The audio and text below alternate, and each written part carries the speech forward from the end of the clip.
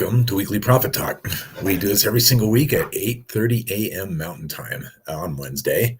That is 7:30 if you're in LA, 10:30 if you're in New York.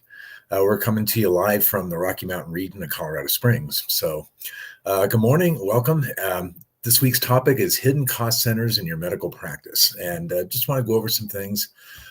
Many of these are possibly and perhaps even probably things you've already thought of, but let's go over a few things and just talk about this and see how many of these that you're already doing in your own practice. So there are four different areas that I'm going to touch on here. First one, scheduling practices and the cost of inefficiency. Now, this is kind of sounds like a no-brainer, but honestly, there are a lot of modern tools that will help you to ensure that the patients that you book your appointments with actually show up on the day and the time that you want them to. I've gone over some potential pitfalls. For example, no shows that average 5 to 10% can cost you over $100,000 in annual lost revenue. And double booking stress leads to staff turnover. So that's one that's more easily avoidable, but it's something I just wanted to include. Rushed appointments.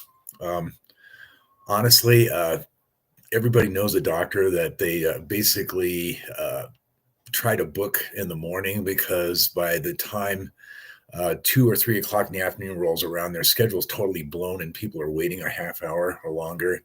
If you're rushing through those, you could actually miss billing opportunities, and of course, there's a possibility of lower patient satisfaction. We do live in a review society.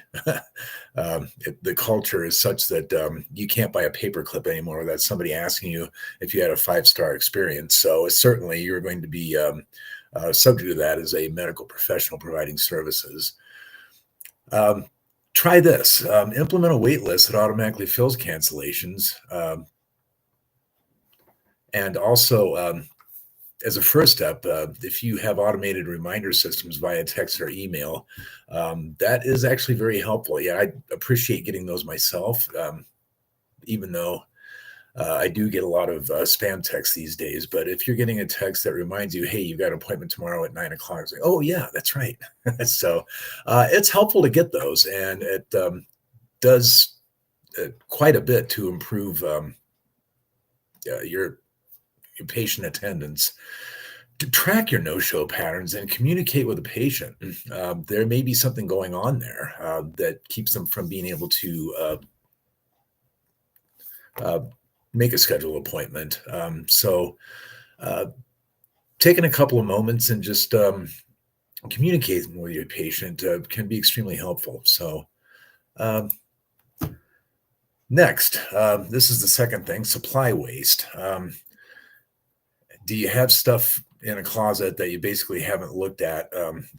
Thinking about Marie Kondo, and does it spark joy? If you have had something for over a year, you basically should be getting rid of it.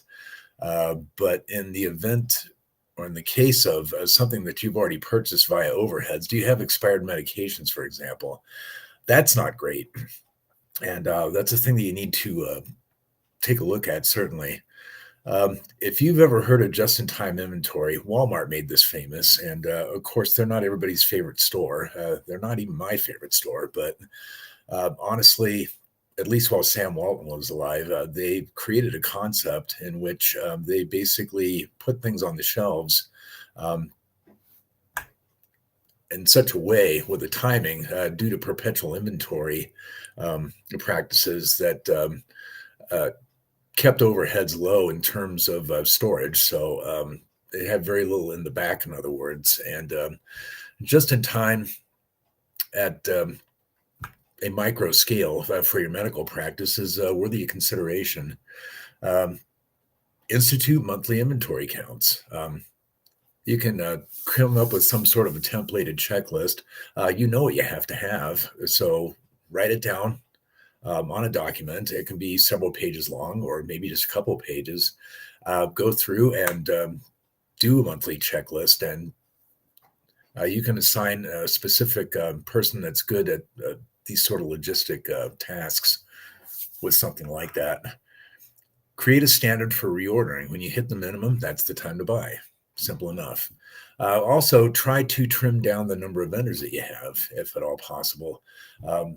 If you're dealing with more vendors, you're spending more time. It's kind of a logical thing, but also you kind of create a feeling of symbiotic loyalty by having as few vendors as you possibly can for the things that you need. Staffing overlaps. Staffing is probably your number one expense, unless you have a very small practice.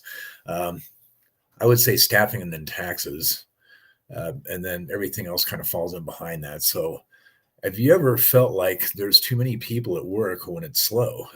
We've got a couple people standing around talking about whatever, the Netflix show they've been binging lately, that sort of thing. If you've got a front desk fully staffed during lunch, for example, it's kind of a no-brainer thing, but think about that. Is that something that you're doing? Clinical staff twiddling thumbs during administrative blocks. Okay. Some of these, again, hopefully you're already addressing, but just to point out, and this might ring a bell for you. So everyone working a standard amount of hours regardless of patient flow. So these are scenarios that you can keep an eye out for. They're the little cuts that create the hemorrhages in your business that bleed money. So try implementing scheduling based on demand. And stagger shift starts to encourage coverage during transitions. This is a great idea. Not everybody has to begin their shift at 8 a.m. or 2 p.m. or whatever time. If you basically make sure that there's always somebody available without overstaffing a position, then you're going to create a new core efficiency in your practice. So, and cross-train strategically. This is kind of a no-brainer too, but I've talked about this before.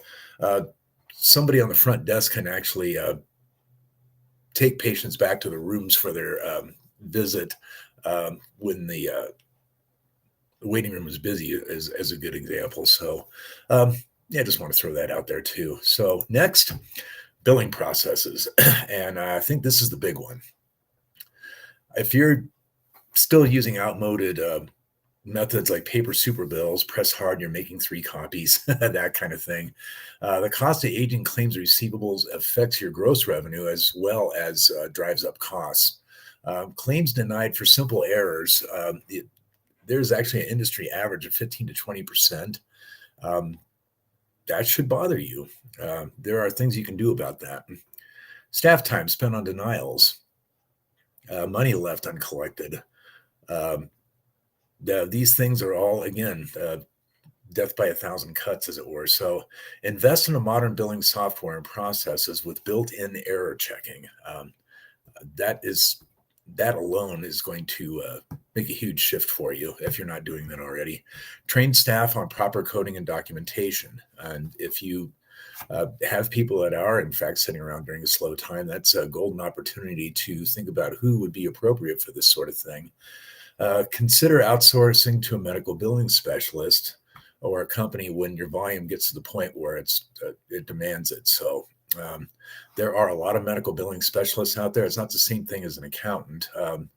These folks are able to, and if you're watching this, chances are you're already using one, granted, but for those few of you that may not be, they're basically versed in the procedure as well as the diagnostic codes and can do your billing for you and get those ACH claims sent over for you. So with that, I hope that you find these tips helpful, and I want to break away from the normal weekly tax situation and talk a little bit more about the things that actually affect your bottom line and your cash flow, which is all part of the success of your business. So with that, I hope you're having an amazing day so far, and we're about halfway through the week. So you're having a great week as well. Have an amazing rest of your Wednesday and a great weekend. I hope you're staying cool as possible in this summer heat. And if you do have a chance today, do something randomly kind for a stranger. So until next week at 8:30 Mountain Time, this is Weekly Profit Talk, and we will see you then. So long.